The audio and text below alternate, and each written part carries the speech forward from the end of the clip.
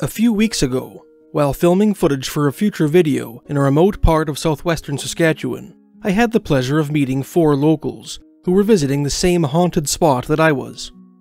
I typically try to avoid talking about my writing and YouTube work with people I don't know well, but despite some weak deflection on my part, the subject was broached. As it turned out, my 4 new acquaintances proved to be astonishingly well-versed in Canadian and American Forteana, Fortean being the study of unexplained phenomena. In the all-too-brief conversation that ensued, they told me stories about skinwalkers, Skinwalker Ranch, ghost wolves, Slumac's Lost Mine, and other mysteries of Pitt Lake, British Columbia, an experience with the son of the late great Canadian Sasquatch researcher John Willison Green, mysterious disappearances in national parks, the connection between the Dene of northern Canada and the Navajo of the American Southwest, and other fascinating bits of information, some of which I had never heard before.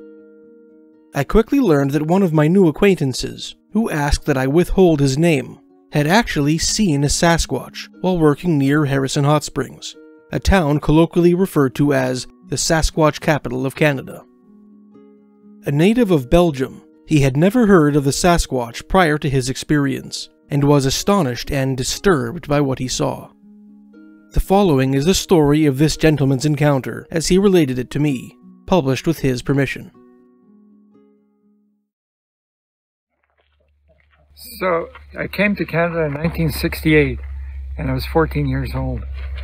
And 2 years later we moved to Chilliwack, and I got a job working for Catamount Timber on the now new part of the highway going from Harrison Hot Springs to Hope.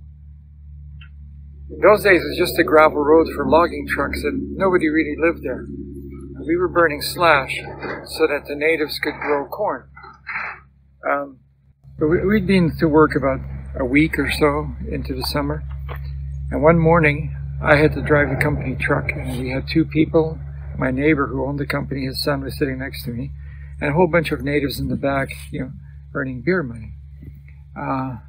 Anyway, all of a sudden they were banging on the cab of the truck, so I stopped, and I look in the rearview mirror, and they're all jumping out and running.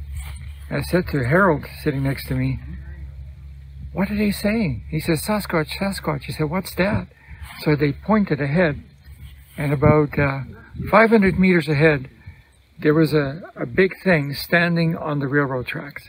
Now, the 2 railroad tracks are still there, and the ditch is still there too. And in one step, it stepped across the railroad tracks. It didn't jump. It was upright, and it stepped across the ditch, and then it stopped in the middle of the road. And the road at that point is just as wide as a 4-lane highway. It was gravel. And when it stopped, it went like this and looked at us and then started running.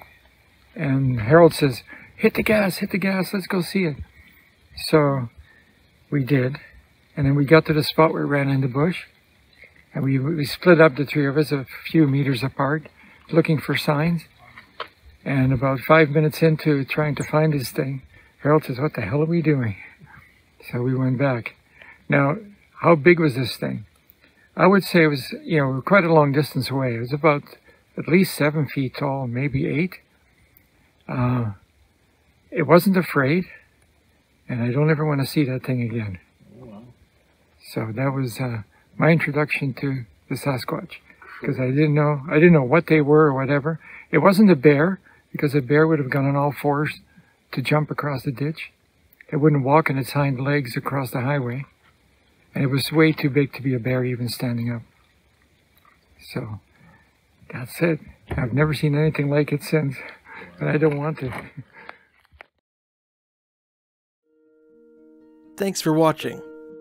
If you have your own Sasquatch story, please feel free to share it in the comments below.